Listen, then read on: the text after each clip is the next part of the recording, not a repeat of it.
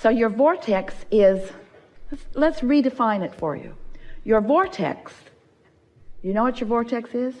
It's that collection,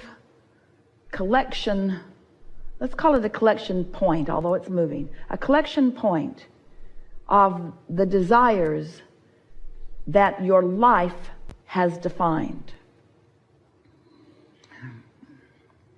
So the more you're living, the more you're defining. The more you're defining, the more you're asking. The more you're asking, the more the momentum, the more you're allowing, the more you get to feel the momentum.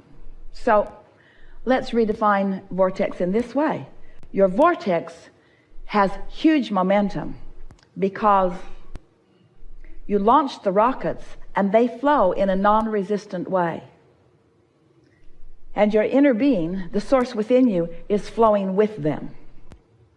To the degree that you allow yourself to move with that momentum, that's what exhilaration is, that's what passion is, that's what love is, that's what appreciation is.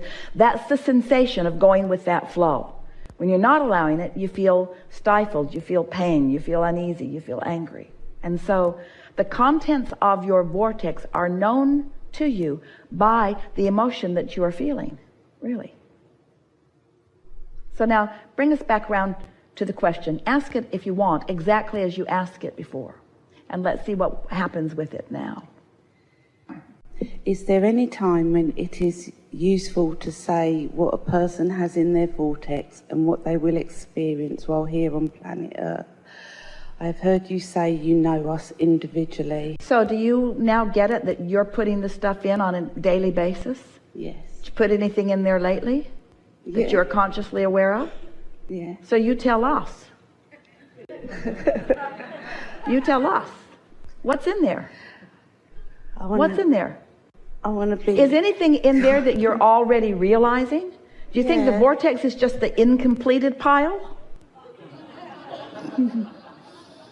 So tell us what you think is in there, both completed and not yet completed. What's in your vortex? More money? Yes. Lots more money. So, yeah, it's helpful if we tell you that it's there. It's there. What else you want to know?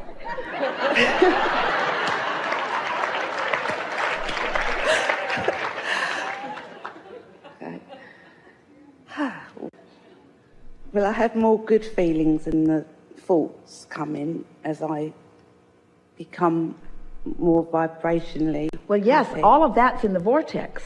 But here's the question that we're really feeling you ask. How do I get it out of the vortex over here? How do I get it into my life experience? How does it become tangible instead of intangible? How does it become real to me? Yeah. And the way it becomes real to you is a little bit at a time, just by having conversations like this, by accepting that it's real. And it's really helpful to acknowledge what's in there that you're already realizing. The word realize is so important. What are you already living? Can you think of anything that at one time you weren't living, that you now sense was in the vortex for a while, that you're now living?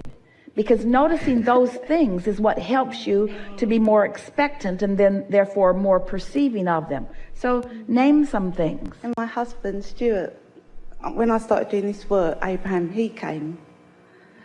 So he showed up after that. How many cruises have you been on? This is our first one. Really? Because of him. Oh, really? So here that is. So do you want us to explain how that happened? Because that's a long, old, boring story.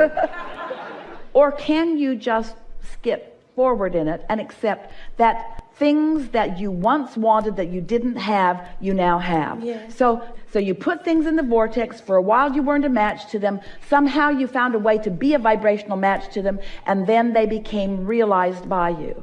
Yeah. So once some things like that begin to happen, and those are some pretty big things, isn't it easier and easier to accept that other things too, other things too, other things too, other things too, not just some things, other things, not all things, all things.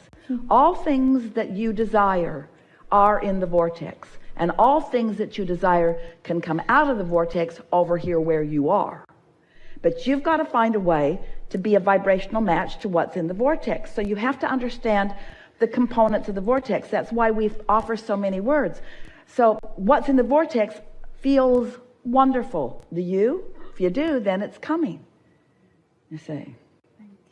As you move around in your environment with others, do you ever have the wonderful experience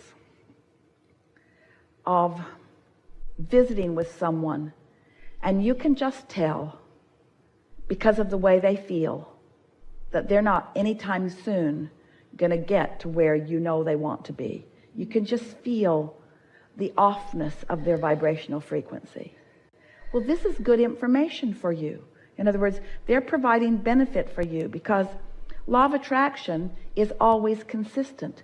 Everyone is getting how they feel. The universe doesn't hear and respond to what you say. The universe hears and responds to what you mean.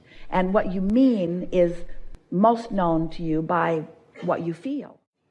So if someone feels like a victim, doesn't it keep proving out that they are one? But so many incorrectly conclude that they feel like they are because it keeps happening to them. And we want to say it's the other way. It keeps happening to them because they feel like they are. And then humans say, but Abraham, it happened to them before they felt like they were. And we said, never true, never true, never true. And then you want to ask the question, well then, how did I get to the place of feeling that way I didn't want to feel? And we say, never mind, how do you want to feel now? Take hold of the reins now. Because you can't go back and sort that out, because in all of the sorting, you just keep feeling like that. So it just keeps proving itself to you over and over again. So has your question evolved in this conversation? Yeah. Don't you now want to say, I know that my vortex exists, and I get how I've put stuff in it, and I want to get more stuff out of it, and now I know how to get more stuff out of it. So really, has anything gone wrong? Is there any confusion about anything? No. It's sort of like this buffet that's all spread out before you. They're all over this ship, by the way. This buffet that's all spread out before you, and you walk up to it and you think, ooh, I would really like some of that. And the guy in the line behind you nudges you and said, put it on your plate. Just reach out and get it. Just reach out and get it. It really is that simple. Just reach out and get it. What makes you tentative? What makes you not reach out and get it? Did somebody slap your hands? Well, sometimes. But what makes you not reach out? What makes you reluctant to reach out and just take everything that is meaningful to you? That's really worth thinking about. What's got you all blocked up on that? Well, I don't want to take more than my fair share. There's lots more where that came from. Don't worry about that. There's lots more. There's an infinite stream.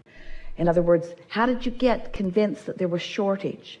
Because other people who believed in shortage sort of trained you into believing that there's shortage. But let the universe show you the way it really is. Stop replaying those incorrect messages that you heard from others and just reach out. Just reach out and see what happens. Just expect a little more for yourself if you can. And watch the floodgates open. Because your vortex, if you really want to know what's in there, is so abundant. It would take more than the hours of this forum have to describe to you in satisfying detail what's in there. Don't make us do that. There's so much that is in there. Esther is discovering, as something unfolds for her, that she thought it was this, and it was. But it was also that and that and that and that and that and that and that and that and that and that. And she wasn't thinking about until it happened. The manifestations of things are meant to feel like the rewarding manifestations of all of the stuff that you've been putting there, and they are. In other words, we love it when you allow things to manifest, because they confirm a number of things. They confirm what you have incrementally been putting in your vortex. They confirm how law of attraction's been bringing the things, the components together to make them even bigger and more than you could have even conceived of. They confirm your worthiness, your ability to find vibrational alignment with them. In other words, these manifestations are so satisfying to you because they are so confirming of all of the things that you know that you often feel resonance with as we speak these words to you. But if you can let go of being hung up on needing the manifestation in order to feel that way, and you can begin feeling some of those things pre-manifestation, oh, it's like priming the pump. And once the things begin manifesting and you start accepting the worthiness of your being, and you start acknowledging that what your real work is to sift and sort and decide, oh, that's the hard part. Really, the easy part's putting it in the vortex. It just naturally goes there. And the easy part's getting out of the vortex. Really it is, because all you got to do is chill out and some of it will come out. The hardest part is the defining of what you want. And oh, you've done enough of that to keep you busy for 20 or 30 lifetimes. So there's nothing hard about any of this, is there? No. You feel clear about it now, don't you? Yeah, I do. Thank you. Really good. Thank you so much. Really good.